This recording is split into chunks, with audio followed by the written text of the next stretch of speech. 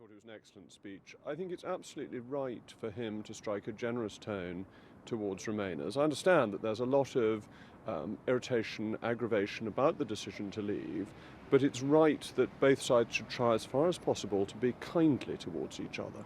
Was Boris Johnson the right person to make that pitch, though? Well, I think everybody should be doing it, but yes, because Boris had such a high-profile role in the campaign, there is perhaps a greater duty on him to be magnanimous about the result. So yes, I think he is the right man to have done it. And in terms of detail, did we get any greater clarity on the sort of deal that the Cabinet is seeking to negotiate? Well, he made a remark about the Lancaster House and Florence speeches being like Moses' tablets of stone, and I think that does reiterate that that is the government's position. So it is out of the customs union and out of the single market. And that's very important because without those, we in the end aren't leaving the European Union. I thought he left the door open on regulation, though, because he was asked by one of my colleagues about this suggestion we would be able to have control of our own regulatory framework. And he suggested, well, yes, but we could choose. We could choose to accept EU regulations. I think that's just common sense. Even the most hard-nosed Eurosceptics don't want to say no to a European regulation that is sensible out of cussedness. There are many regulations that come from a higher level, come from international agreements, that will be applied in the EU, in America, in Japan. It would be eccentric for the UK to say, well, as Europe's got it, we're not having it. So what matters is that we decide, and if we think the regulation isn't suitable, we can say no.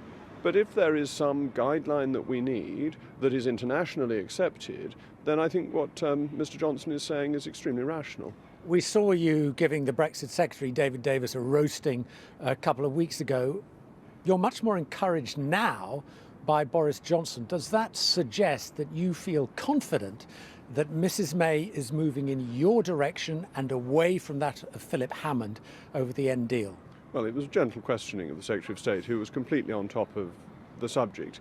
But I think that Florence and Lancaster House and the Conservative Party manifesto are the foundation stones of what we're going to do. I've got absolute confidence in the Prime Minister, who has a great reputation for sticking to what she believes in. She's very stoic and forthright and, to some extent, stubborn. And that's a great quality in a Prime Minister.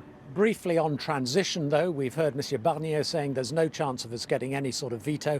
And by the way, freedom of movement must continue as is. If Mrs. May accepts that, what happens? I think freedom of movement is really difficult because that's one of the most important aspects of taking back control. And it would be bizarre to be in a position where outside the European Union we have to accept laws that inside the European Union we could veto. So the financial transactions tax, the common corporation tax base, both of those we could veto inside the European Union. And I think it's unreasonable, Monsieur Barnier, to expect that we would just roll over and allow those laws to come in, which could have a very profound effect on our competitiveness.